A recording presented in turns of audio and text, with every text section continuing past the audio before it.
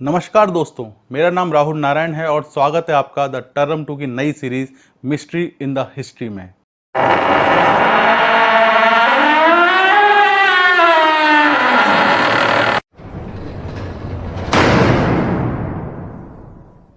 ये दुनिया काफ़ी बड़ी है जिसमें कोई खो जाए तो मिलना बहुत ही कठिन होता है। ऐसे ही आपने सुना होगा कि कोई बच्चा खेलते खेलते अपने घर से दूर निकल गया और फिर खो गया। लेकिन कभी क्या आपने ये सुना है कि कोई इंसान आसमान में उड़ रहे हवाई जहाज में बैठा हो और आसमान से ही गायब हो गया हो? शायद नहीं सुना होगा। लेकिन हम आपको अमेरिका की इस रहस्यमय घटना के बारे में बताने वाले हैं। बात 48 साल पहले यानी कि साल 1971 की है। एक शख्स सूट बूट पहनकर अपने हाथ में एक काले रंग का बैग लेके अमेरिका के एयरपोर्ट पर पहुंचा। इस शख्स का नाम डैन कूपर बताया गया था। उसे डीवी कूपर के नाम से भी जाना जाता है, लेकिन ये उसका असली नाम था या नहीं ये किसी को नहीं पता। उसने काउंटर पर जाकर सिएटल जाने वाली फ्लाइट बोइंग 727 विमान का टिकट लिया। इसके बाद वो प्लेन में गया और सबसे पीछे वाली सीट पर बैठ गया, क्योंकि यही उसकी सीट थी। लेकिन हैरान करने वाली बात यह थी कि बाकी यात्रियों की तरह उसने अपने बैग को ऊपर नहीं रखा और अपने पास ही रखकर बैठ गया। विमान ने जैसे ही एयरपोर्ट से उड़ान भरी, वैसे ही कूपर ने फ्लाइट एयर होस्टेस को एक कागज का टुकड़ा दिया। कहा जाता है कि तब एयर होस्टेस को लगा था कि वो कोई बिजनेसमैन है और अपना नंबर दे रहा है। हालांकि एयर होस्टेस ने इस कागज को ले लिया, लेकिन उसे पढ़ते ही वो सन रह गई, क्योंकि इस कागज पे लिखा था, मेरे पास बॉम्ब है। कूपर ने फ्लाइट अटेंडेंट को अपना बैग खोलकर भी दिखाया, इसमें सच में एक बम रखा हुआ था।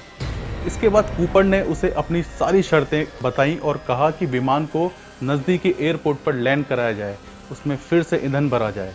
इसके साथ ही उसने $2 लाख, जो कि आज के हिसाब से देखा जाए तो 1 करोड़ और 36 लाख रुपए के करीब होते हैं, और 4 पैराशूट की मांग की। इसके बाद ये बात पायलट को बताई गई और उन्होंने विमान हाईजैक और कूपर की मांगों के बारे में सिएटल के एयर ट्रैफिक कंट्रोल को सूचना दी।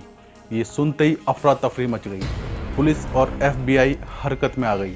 वहीं सरकार ने विमान में मौजूद लोगों की सुरक्षा को प्रथम रखते हुए कूपर की सारी मांगें मान ली, लेकिन FBI ने कूपर को दिए जाने वाले पैसों के नोटों का नंबर नोट कर लिया ताकि कूपर को पकड़ा जा सके।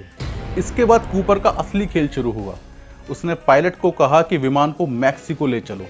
दूसरी तरफ अमेरिकी एयरफोर्स ने अपने 2 विमान उस विमान के पीछे लगा दिए ताकि कूपर को पकड़ा जा सके। वहीं उसके बाद कूपर ने सभी पायलट को रूम में जाने के लिए कह दिया और सबको ये भी बोला कि अपने अपने दरवाजे अंदर से बंद रखें। वहीं जब थोड़ी देर बाद पायलट को विमान में हवा का दबाव में थोड़ा फर्क महसूस हुआ तो उन्होंने बाहर जाकर देखा। सामने का नज़ारा ये था कि विमान का दरवाज़ा खुला हुआ था।